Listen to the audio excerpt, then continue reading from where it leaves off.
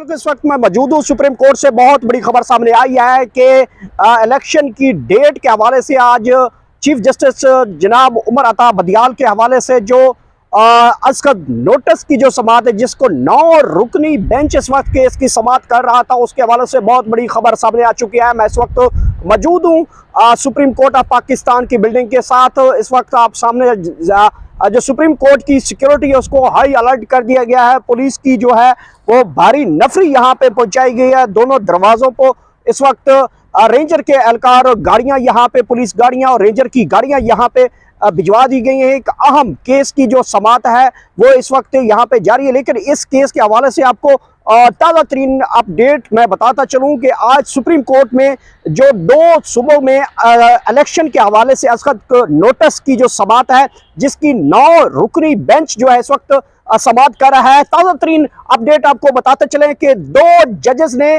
Case bench में उठ के माजरत कर लिया है। चीफ जस्टिस ने इस केस की समाअत शुरू की थी, तो इसी वक्त जो है समाअत के दौरान ही 2 जजों ने इस केस के हवाले से माजरत की और उनमें एक जस्टिस मंदोखेल और दूसरे जस्टिस साहब का नाम है अतर मिनल्ला, जिन्होंने इस कार्रवाई का हिस्सा ना बनने के लिए माजरत कर ली है। और इस वक्त जो है हालात जो है वो यही लग रहे हैं कि इलेक्शन कमीशन को भी तलब किया गया था, जो कि आज पेश ना हो सके। इसके साथ साथ मैं आपको बताता चलूं कि चीफ जस्टिस ऑफ पाकिस्तान जनाब उमर अता बदियाल ने इस केस की समाअत करते हुए सबसे पहले कहा कि ये 2 सूबों की आवाम का आईनी तहफ़्फ़ुज़, जिसको हमने लाजमी करना है, जिसके तहफ़्फ़ुज़ की हमारी बहुत बड़ी जिम्मेदारी है।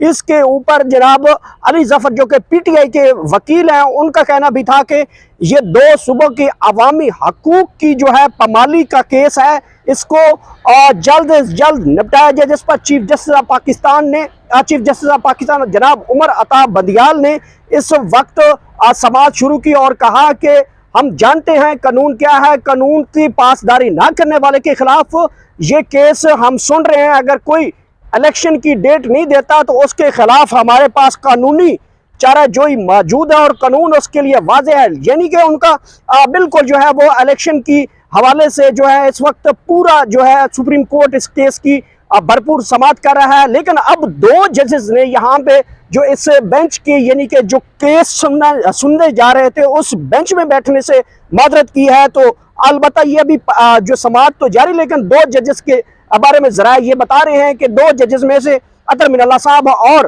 मंदोखेल साहब ने इस कार्रवाई का हिस्सा ना बनते हुए माजरत की है और इसी के साथ जो है बाकी जो है दीगर जजेस इस केस की समाअत कर रहे हैं। तो इस वक्त चीफ जस्टिस ऑफ पाकिस्तान जनाब उमर अता बदियाल ने इस केस को सुनते हुए रिमार्क्स दिए कि हम पिछले दिनों से कई बार इस वक्त बता रहे हैं और इलेक्शन कमीशन को बारहा कई दरखास्तों में हमने तलब किया, लेकिन चीफ इलेक्शन कमीशन जो कि इस वक्त कार्रवाई नहीं करते हुए दिखा रहे हैं। लेकिन अगर हम इस असद नोटिस की अपील इसलिए कर रहे हैं कि बारहा हमने तलब किया, लेकिन कोई वाज़े तौर पे जो है वो हमें अहकामात नज़र नहीं आ रहे थे, जिसके ऊपर हमें असद नोटिस की ये समाअत करनी पड़ी। तो इस वक्त के मनाज़िर आपके सामने जनाब उमर अता बदियाल जो कि इस वक्त कानून और आइन की जो है सरबलंदी के लिए वो आज 2 सूबों के अवामी हकूक की तहफ़्फ़ुज़ के लिए यहाँ पे इस केस की समाअत कर रहे हैं। तो बड़ी डेवलपमेंट ये आई है कि 2 जजेस जो है वो इस वक्त इस समाअत का हिस्सा नहीं बन रहे, जिसमें जनाब मंदोखेल साहब हैं और इसके साथ साथ अतर मिनल्ला साहब हैं। बल्कि ये एक मैं तो ये समझता हूँ, मेरी अपनी ज़ाती राय है कि क्या कानून की पासदारी जजेस का और इस अदालत का हक नहीं है। तो मुझे जानना चाहिए कि अगर 2 जजेस ने अगर इस केस की माजरत की है तो उनको इस माजरत के साथ कोई जवाब भी तो देना चाहिए होगा। ये एक आईनी पहलू हो सकता है जिसको मैं तो तकरीबन नहीं जानता, जो कानून के तालिब इल्म है वो बता सकेंगे कि क्या जजेस ने किन चीज़ों का एतराज़ लगाया होगा। क्या वो आइन से मुनहरफ होकर ये एतराज़ लगाएंगे कि इस कार्रवाई का हिस्सा क्यों नहीं बन रहे, क्या उनके रिमार्क्स होंगे, माजरत किस चीज़ की कर रहे हैं। क्योंकि आइनी पहलू है पाकिस्तानी कौम का, पंजाब की और केपी की आवाम का एक बुनियादी हक है, उनके हकूक के तहफ़्फ़ुज़ का कानून है, जिसको मैं समझता हूँ कि तमाम जजेस को बैठ के इस फैसले का हल निकालना चाहिए। लेकिन बदकिस्मती यहाँ पे 2 जजेस ने जो इस केस की समाअत के लिए जो है इस बेंच से तकरीबन माजरत की है। ज़राए के मुताबिक अगर ये हुई है तो मेरे ख्याल में उनको कोई अपनी कोई माजरत की वजूहत जो है वो सामने आएंगी कि किस बुनियाद के ऊपर उन्होंने माजरत की है। बहरहाल चीफ जस्टिस ऑफ पाकिस्तान जनाब उमर अता बंदियाल जो है वो सख्त जो है वो गुस्से में थे और चीफ इलेक्शन कमीशन के बारे में उनके रिमार्क्स थे कि एक वाहिद इदारा है जो कि इलेक्शन करवा सकता है और इलेक्शन जो है मुलतवी करवाना, इलेक्शन को डिले करवाना, ये पाकिस्तानी कौम और 2 सूबों की आवाम के हकूक की पामाली हो सकती है।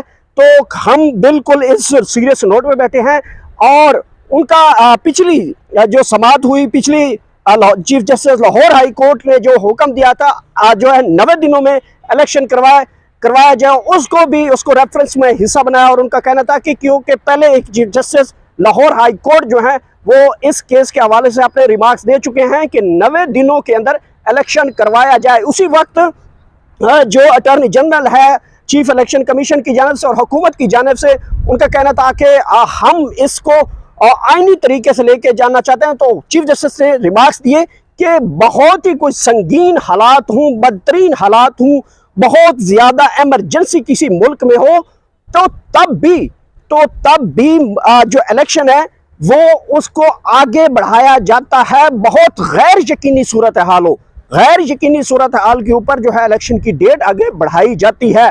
तो उनका ये कहना है कि किसी सूरत में जो है इलेक्शन को जो है हम डिले नहीं होने देंगे, इलेक्शन अपने वक्त पे होने चाहिए। सुई जो घड़ी की सुई है वो टिक टिक कर रही है और जो इलेक्शन का टाइम है वो वक्त की सुई की जो घड़ी की सुई है वो टिक टिक कर रही है और ये वक्त बहुत तेजी से गुजर रहा है। हम इस के ऊपर बड़े संजीदा हैं और इसके साथ साथ उनका कहना था कि इलेक्शन मुलतवी करना जो है वो गैर मुनासिब होगा क्योंकि तमाम पहलुओं को देखा जा रहा है कि किन बुनियाद के ऊपर अगर इलेक्शन मुलतवी होता है, जो कि मुझे जहां तक मेरी एक जाती राय हो सकती है कि इलेक्शन मुलतवी नहीं होंगे, 90 दिनों के अंदर इलेक्शन होगा।